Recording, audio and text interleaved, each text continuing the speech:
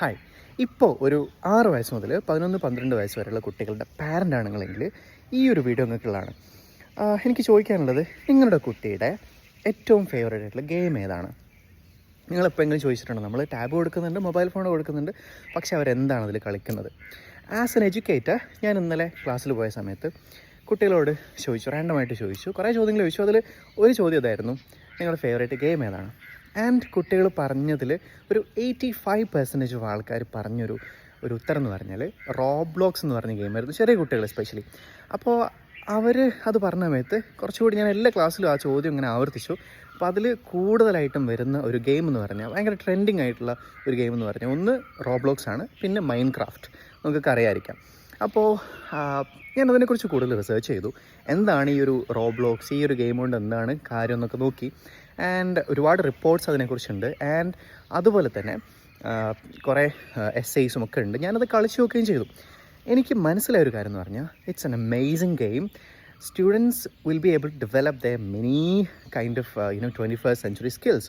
ആ ഒരു ഗെയിമിലൂടെ അവർ critical thinking പഠിക്കുന്നുണ്ട്, അവർ ക്രിയേറ്റിവിറ്റി പഠിക്കുന്നുണ്ട്, അവർ കണക്ട് ചെയ്യാൻ പഠിക്കുന്നുണ്ട്.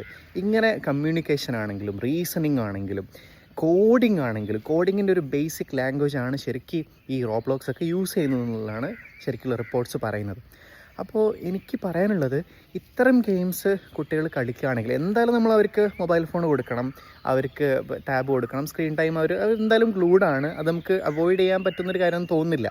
അപ്പോൾ instead of consuming a lot of content on Instagram or Snapchat, അങ്ങനെയുള്ള ഒരു ഇതിൽ നിന്ന് വെറുതെ ഒരുപാട് സമയം കളയുന്നതിനെക്കാട്ടിലും കുറച്ചുകൂടി നല്ലതാണ് ഇത്തരം ഗെയിംസ് കൊടുക്കുന്നത്. ഞാൻ പറയുന്നത് എപ്പോഴും അവർക്ക് ആ ഗെയിം കൊടുക്കുക എന്നുള്ളതല്ല, കൊടുക്കുന്ന സമയത്ത്, മൊബൈൽ കൊടുക്കുന്ന സമയത്ത് ഇത്തരം ഗെയിംസ് ഇൻട്രൊഡ്യൂസ് ചെയ്ത് കൊടുക്കുക. അങ്ങനെ ചെയ്യുന്ന സമയത്ത് they will be able to develop their skills. അപ്പോൾ ഒരു ഫ്യൂച്ചർ റെഡി ആവാനും ഭാവിയിലൊരു ജോലിക്ക് വേണ്ടി പോലും അവർക്ക് പ്രിപ്പയർ ആവാനും ഇത്തരം ഗെയിംസ് കൊണ്ട് സാധിക്കും. കാരണം ഇപ്പം നമ്മൾ ജീവിക്കുന്ന ഒരു വേൾഡ് എന്ന് പറഞ്ഞാൽ അങ്ങനെയാണ്. അത്തരം ഗെയിംസോ അത്തരം കാര്യങ്ങളൊക്കെ ആയിരിക്കും ശരിക്കും അവർക്ക് ഉപകരിക്കുക ഭാവിയിൽ. അപ്പോൾ നിങ്ങൾ ചെയ്യേണ്ടത്, നിങ്ങൾ അങ്ങനെ ഒരു പാരൻ്റ് ആണെങ്കിൽ, ഈ ഒരു 6 വയസ്സ് മുതൽ 12 വയസ്സ് വരെയുള്ള കുട്ടികളുടെ പാരൻ്റ് ആണെങ്കിൽ, അല്ലെങ്കിൽ അത്തരം ആളുകൾ അറിയുന്നുണ്ടെങ്കിൽ അവരിലേക്ക് ഷെയർ ചെയ്യുക ആൻഡ് കമൻറ്റ് ചെയ്യുക. And if you are A Roblox or A Minecraft fan, you can also comment here. Thank you.